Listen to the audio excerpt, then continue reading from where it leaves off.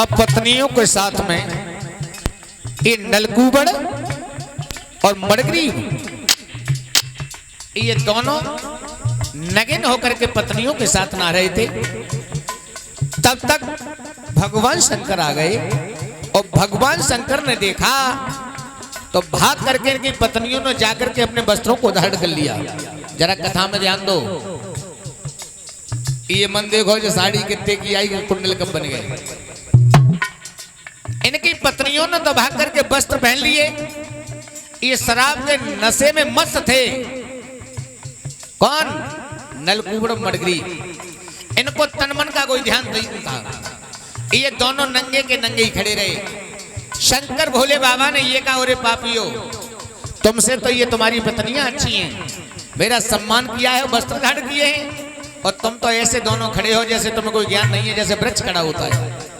जाओ, मैं तुम्हें ये साफ दे रहा हूं कि तुम दोनों वृक्ष हो जाओ।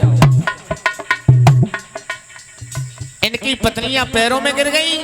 ये कहा, महाराज ये बताओ हमारा उद्धार कैसे होगा पति का? तो भोले बाबा ने ये कहा, अभी तो मर्यादा के बंधन में हूं, सीता की मैं खोज कर रहा हूं। द्वापर में जब मैं कृष्ण का अवतार लूंगा तब ये नंद के दरवाजे पर अर्जुन यमला के 2 वृक्ष बनेंगे, तब इन हाथों से इनका उद्धार होगा। ये कुबेर के लड़का थे।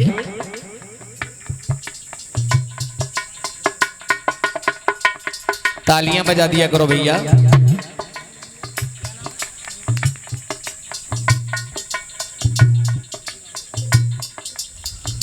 और ये जो हमारे गले में हार पहना करके हमारा ये सम्मान कर रहे हैं श्रीमान अंकित रावल, ये अंकित रावल की तरफ से ये गले में जो हार पहना करके मेरा सम्मान किया है, परमात्मा इस बच्चे की लंबी आयु करें, समाज का सम्मान मिलता रहे।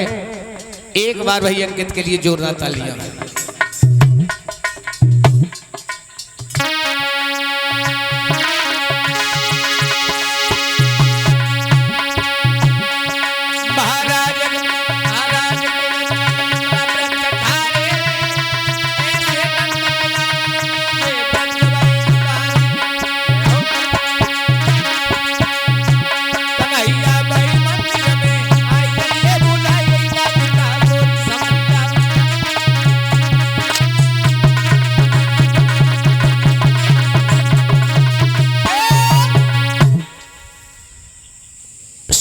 वो यशोदा मैया जब पानी भरने के लिए गई, भगवान कन्हैया को क्रोध आया और जो झटका लगाया उगल उखड़ गई, अर्जुन यमला के वृक्ष में अटक गई।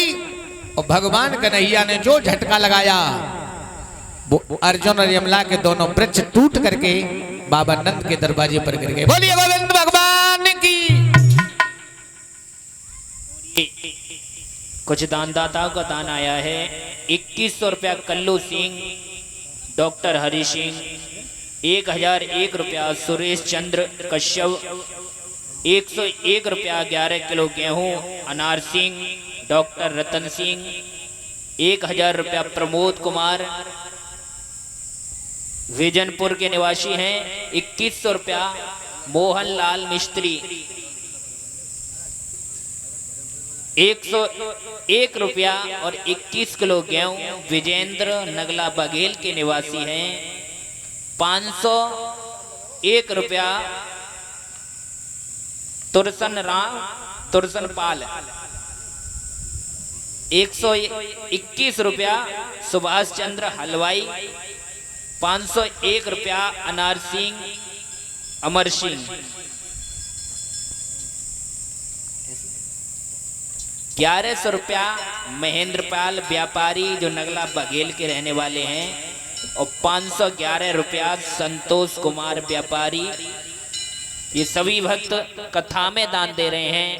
आशा करते हैं ऐसे दानियों के हमेशा हमेशा भंडार भरते रहें, धंधे रोजगार में मनोकामनाएं पूरी होती रहें, हमेशा दान दाताओं के दान बढ़ते रहें, धंधे रोजगार में इनके हमेशा हाथ ऊंचे होते रहें। एक बार सभी लोग जोरदार जयकार लगाएंगे।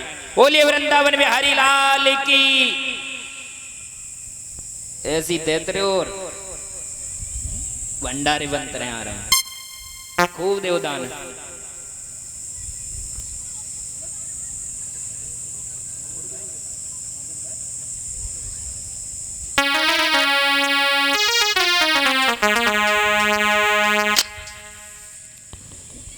जो आपके बीच में ये लोगों ने दान किया है, और थोड़ा थोड़ा सभी लोग दान करते रहें, क्योंकि भंडारा भी बहुत जरूरी है। और किसी का घर नहीं है, ये तो वो दरबार है जिसमें सबका अधिकार है ना। ये सामने देखो किनका घर है, उनका घर है जिसमें सबका अधिकार है, चाहे गरीब हो चाहे अमीर हो, सबका अधिकार है। और जब इंसान जब दरवाजा बंद नजर आता है, दुनिया के सहारे जब टूट जाते हैं,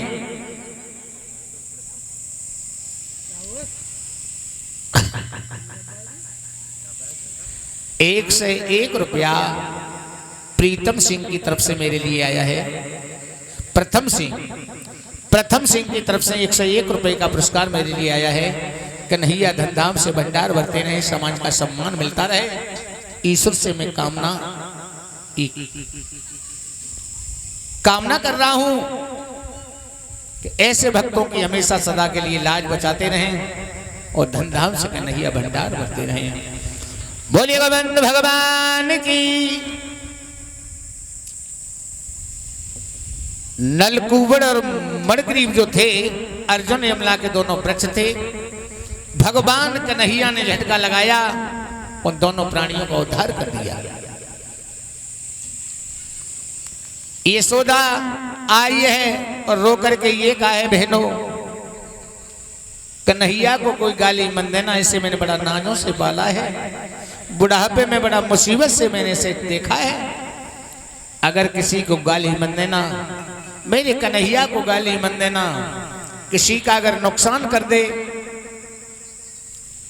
किसी की चूंदर अगर फाड़े, 2 के बदले में 10 ले लेना। गगरी और मटकुई को अगर फोड़ दे, मिट्टी के बदले में सोने के कलश ले जाना, लेकिन कन्हैया को कोई गाली मत देना। बार बार यशोदा रो रो करके कह रही है। एक दिन भगवान कन्हैया ने यशोदा मैया को, जो ब्रह्म में बनी हुई थी, उन्हें मालूम था कि ये साधारण लड़का है। एक दिन कन्हैया ने मिट्टी खाई है तो सभी ग्वालों ने शिकायत की है कि कन्हैया मिट्टी खाते हैं। एक दिन यशोदा मैया ने कन्हैया के कान को पकड़ा और कान को पकड़ करके ये कहा, कन्हैया तुम मिट्टी खाते हो? कन्हैया कहने लगे, मैया हम कभी मिट्टी खाते ही नहीं। नहीं मिट्टी तो खाते हो। सोटा लेकर के यशोदा मैया ने कन्हैया को जो धमकाया और ये कहा नहीं खाते तो मुंह तो खोलना। और जो कन्हैया ने मुंह खोलो, जो मुंह खोल के दिखाया तो अंदर मुख में एकदम से ब्रह्मांड दिखाई दिया।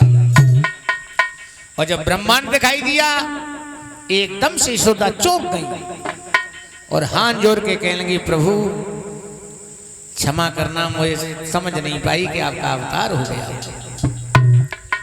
इस प्रकार से भगवान कन्हैया ने मां यशोदा की शंका को दूर किया है।